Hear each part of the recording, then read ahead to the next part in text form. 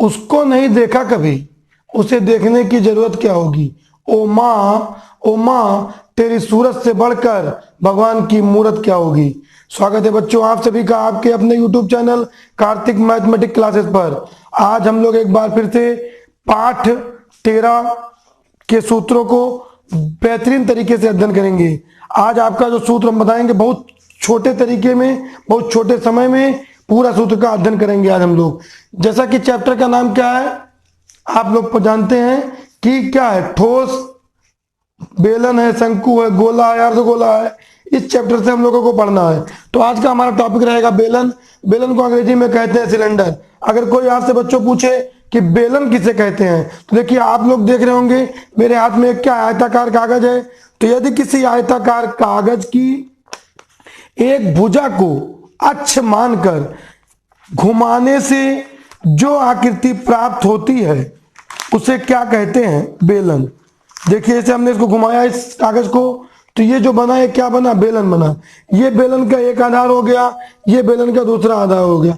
एक बेलन में कितने सिरे होते हैं, 2 सिरे होते हैं, और दोनों सिरे किस तरीके से होते हैं, वृत्ताकार होते हैं। फिगर के माध्यम से आपको बताते हैं। देखिए जैसा कि अगर मान लीजिए कि यहां पर एक इसका एक ऊपरी सिरा हो गया, एक इसका नीचे का सिरा हो गया बच्चों, और ये यहां पे सीधे खींच दिया गया।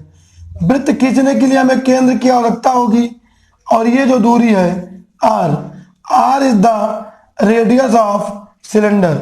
r इस बेलन की क्या है, त्रिज्या है। यह जो ऊंचाई है बेलन की क्या है, ऊंचाई है।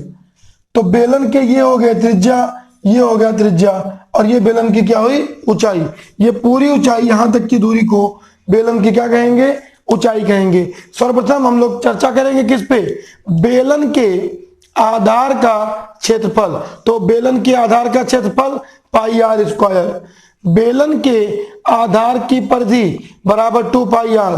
क्योंकि बच्चों जो यहाँ पे बेलन बना है इसका आधार किस तरीके से है, वृत्त के तरीके से है, वृत्त है।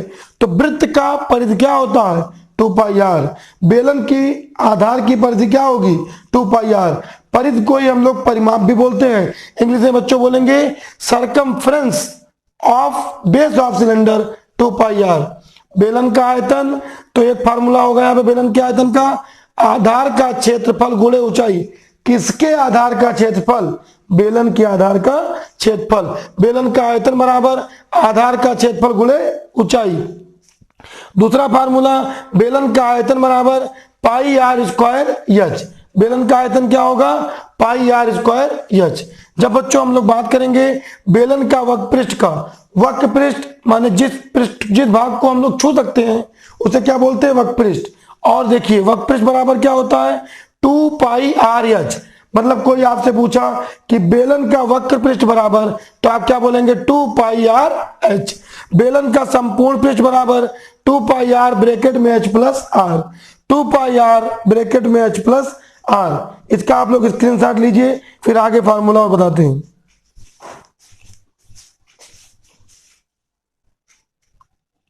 अगला फार्मूला बच्चों आप लोग जानते हैं पहले से, वृत्त के में हमने बता चुका है फार्मूला आपको। तो ये जो फार्मूला आपका क्या है, बेलन के आधार का व्यास बराबर 2 गुणे त्रिज्या। और अगर बच्चों बेलन के आधार की त्रिज्या निकालेंगे तो क्या हो जाएगा, व्यास बटे 2। मतलब त्रिज्या व्यास की क्या होती है, आधी होती है। और एक बहुत इंपॉर्टेंट फार्मूला है आपके लिए कि रोलर एक आपने देखा होगा, रोलर अपने पहिए से क्या करता है, किसी को समतल बराबर करता है। तो रोलर द्वारा एक चक्कर में समतल किए गए मैदान का क्षेत्रफल किसके बराबर होगा बच्चों, बेलन का वक्रपृष्ठ।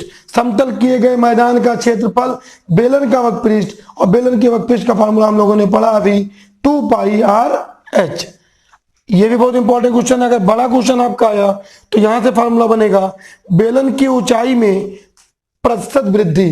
बेलन की ऊंचाई में प्रतिशत वृद्धि तो बराबर हो जाएगा बच्चों आपका बाद में बेलन की ऊंचाई माइनस प्रारंभ में बेलन की ऊंचाई बटे प्रारंभ में बेलन की ऊंचाई गुणे 100। प्रतिशत का सिंबल लगा देंगे। और अगर बेलन की ऊंचाई में प्रतिशत कमी हो रही है तो कमी का मतलब बच्चों क्या हुआ कि जो पहले था वो ज्यादा था, बाद में जो बेलन की ऊंचाई है वो क्या है, कम है।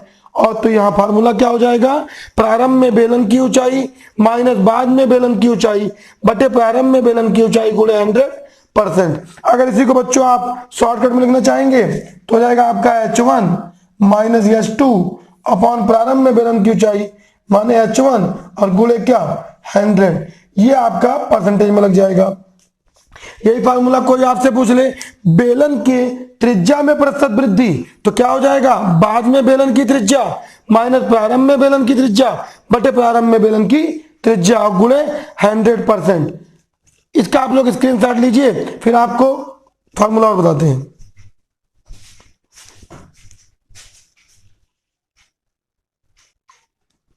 अगला फार्मूला बच्चों बहुत इंपॉर्टेंट है, ये आपका कॉन्सेप्ट रहेगा। अगर मान लीजिए ऑप्शनल क्वेश्चन आ गया तो बहुत तेज लग जाएगा, आपका समय भी कम लगेगा।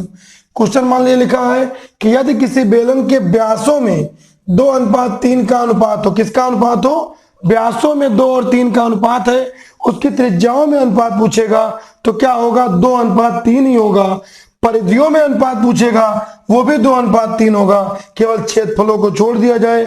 छेदफल का अनुपात क्या होगा बच्चों, इसका स्क्वायर कर देंगे, 2 का स्क्वायर क्या हो गया 4, 3 का स्क्वायर क्या हो गया 9। जैसे मान लीजिए आपसे क्वेश्चन कहा कि व्यासों में 5:6 का अनुपात है, त्रिज्याओं में अनुपात आप कहेंगे 5:6 का क्वेश्चन, परिधियों में अनुपात आप कहेंगे 5:6 का क्वेश्चन, क्षेत्रफलों में अनुपात उसका स्क्वायर कर दीजिए तो 25:36। फिर देखिए बच्चों अगला क्वेश्चन बहुत इंपॉर्टेंट है। ये आपका बेलन हो गया, शंकु हो गया, गोला हो गया, अर्धगोला हो गया, खोखला गोला हो गया, खोखला बेलन हो गया, हर एक जगह पे ये सब चीजें यूज होंगी। मात्रक का कॉन्सेप्ट आज से आप कभी नहीं भूलेंगे। वक्र पृष्ठ, संपूर्ण पृष्ठ, आधार के क्षेत्रफल का मात्रक वर्ग मीटर, वर्ग सेंटीमीटर या सेंटीमीटर स्क्वायर होता है। आयतन का मात्रक क्या होता है बच्चों, घन मीटर लिखिए या मीटर क्यूब लिखिए, घन सेंटीमीटर लिखिए या सेंटीमीटर क्यूब होता है। और 1 हेक्टेयर में कितना होता है, 10,000 वर्ग मीटर। 1 हेक्टेयर में कितना होता है, 10,000 वर्ग मीटर या 10,000 मीटर स्क्वायर। तो इस प्रकार से आपका प्रयास किया हमने, बेलन के सारे फार्मूले को कॉन्सेप्ट के साथ पूरा फार्मूला आपको बताया, आप लोग याद करिएगा। और यदि कोई बच्चा चैनल पर नया व्यूअर होगा, उसको अच्छा लगा होगा तो चैनल को सब्सक्राइब करिएगा, लाइक करिएगा, अपने दोस्तों के साथ शेयर करिएगा। मिलते हैं आपको अगले वीडियो में अगले फार्मूले के साथ, शंकु के फार्मूला अगला टॉपिक होगा। तब तक के लिए स्वस्थ रहिए, मस्त रहिए। जय हिंद, वंदे मातरम।